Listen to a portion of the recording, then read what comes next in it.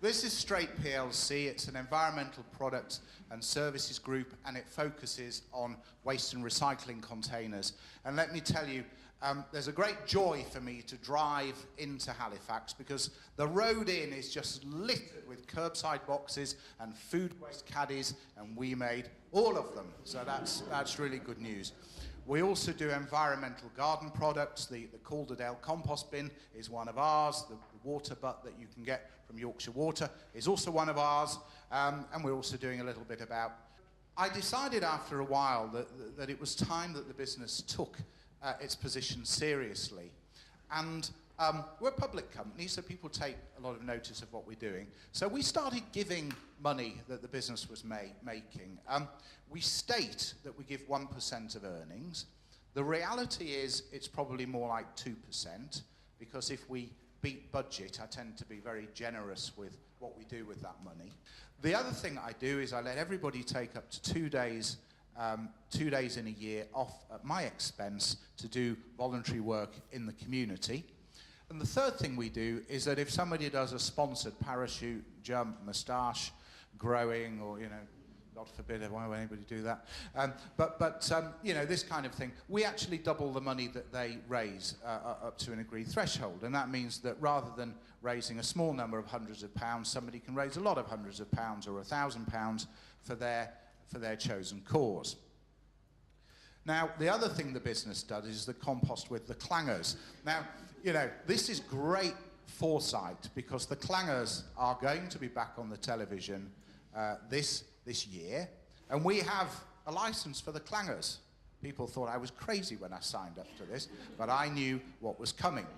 Every time somebody buys a compost bin from us, we give 10 pence to Yorkshire Cancer Research, because Yorkshire Cancer Research were given a license to the clangers. So we sort of connected together the three parts of this triangle. And so far it has raised a number of tens of thousands of pounds for cancer research in Yorkshire and beyond. Now, earlier we heard about the benefit of giving money and the things you can see and the things you get shown.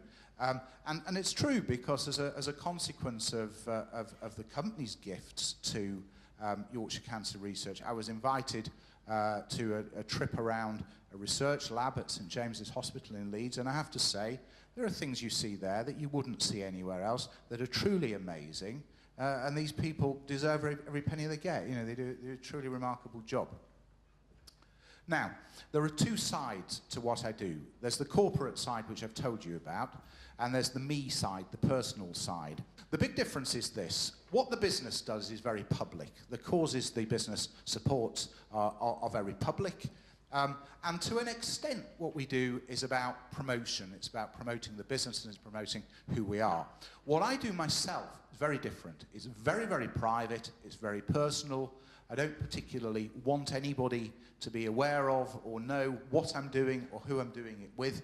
And I certainly don't seek in any way any additional benefit, although sometimes there are benefits, and I've been fortunate to meet politicians and leaders and great people as a consequence of what I've done giving-wise myself, but that's certainly not the reason or the motivation for doing it.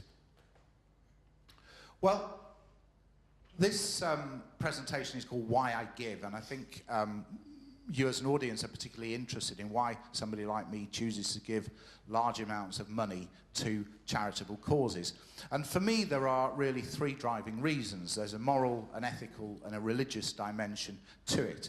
So we start with the fact that I've been truly blessed, that I have a gift for making money, and I feel as a consequence it's only right that I should give some of it away to people who are less fortunate. Now, the religious reasons. I really don't talk about this very often either. But I'm a person of faith. And I know it's a little bit out of fashion and perhaps not the kind of thing people shout about. But if I sit down and contemplate, as I did at some point in my life, how I got here, what I'm doing here, that path led me to a certain realization. And for me, I view the Old Testament as a source of wisdom and a source of guidance. And I'm not saying that everybody has to follow suit. This is just my motivation. This is my personal driving force. And in Deuteronomy, we have a very clear call to giving, to helping others, about what we do with destitute people. We don't harden our heart, we open our hand. And then again, in Leviticus, if we have a brother who's impoverished, we let him live with us. We open our hand, we give. And this, for me, is a major motivation, and it's a driving force, and it's led me to giving a lot of money to a lot of people. The giving, though, really does become a pleasure, and the bigger the amount, I have to say, the more the joy. And the other thing is, you can make a great impact without giving a great deal of money. There isn't really a connection between the amount of money given and the impact it has. So there are a number of charities who've had a number of thousands of pounds off me, but they've gone, I don't necessarily remember them. The one that sticks in my mind is the guy who wrote to me telling me that he had a seriously disabled son, had a large family, and they were desperate for a holiday. They needed some respite, and they just couldn't afford to go anywhere. So I sent a couple of £100. I thought nothing more of it. And a few weeks later, I got a very nice letter from this fellow to say that his family had been on a holiday to a cottage by the sea in the north of England, nothing special, but that this had been an absolute tonic to the whole family, to him and his wife, and what a difference it had made, and how incredibly grateful he was to me for helping. And that really moved me, and I think that proves that relatively small amounts, if they're targeted and they're carefully thought out, can make an absolutely massive difference. Now, what I do with the money I'm going to give to charity is I put it in my own trust. And this is a bit like the gift aid example we had before, with the difference that I get the gift aid back, or my charity gets the gift aid back.